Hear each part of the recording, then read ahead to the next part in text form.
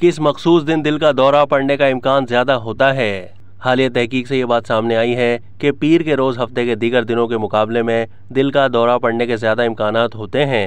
Ireland के माहिरीन कल्ब ने 10,500 से ज़ायद मरीजों के डेटा का मुताला करके एक जायजा रिपोर्ट पेश की है। इस तहकीकाती रिपोर्ट के मुताबिक पीर के दिन जानलेवा दिल का दौरा पड़ने का इम्कान 13% ज़्यादा होता है। माहिरीन कल्ब ने इस मुताले के लिए अमराज कल्ब के उन मरीजों का इंतखाब किया जो 2013 से 2018 के दरमियान दौरा पड़ने के बाइस अस्पताल में दाखिल हुए थे।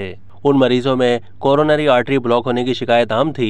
जायजे के मुताबिक उन मरीजों में हफ्ते के आगाज में दिल का दौरा पड़ने के केसेस सबसे ज्यादा रिकॉर्ड किए गए।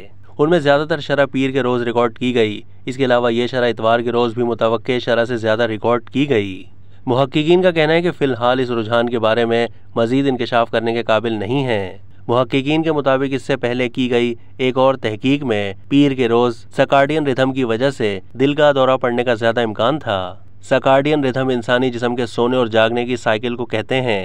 ब्रिटिश हार्ट फाउंडेशन ने अपने मुताले में इस बात पर गौर किया है कि बरतानिया में हर साल कोरोनरी आर्टरी ब्लॉक होने के बायस दिल का दौरा पड़ने की शिकायत आम है और इसकी वजह से हर साल 30,000 से ज़ायद मरीज पीर के रोज़ अस्पताल में दाखिल होते हैं।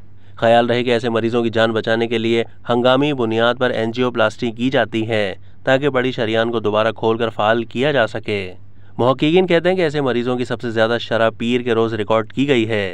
अब तक के लिए इतना ही। मज़ीद मालूमात के लिए डेली जंग के यूट्यूब चैनल को सब्सक्राइब कीजिए।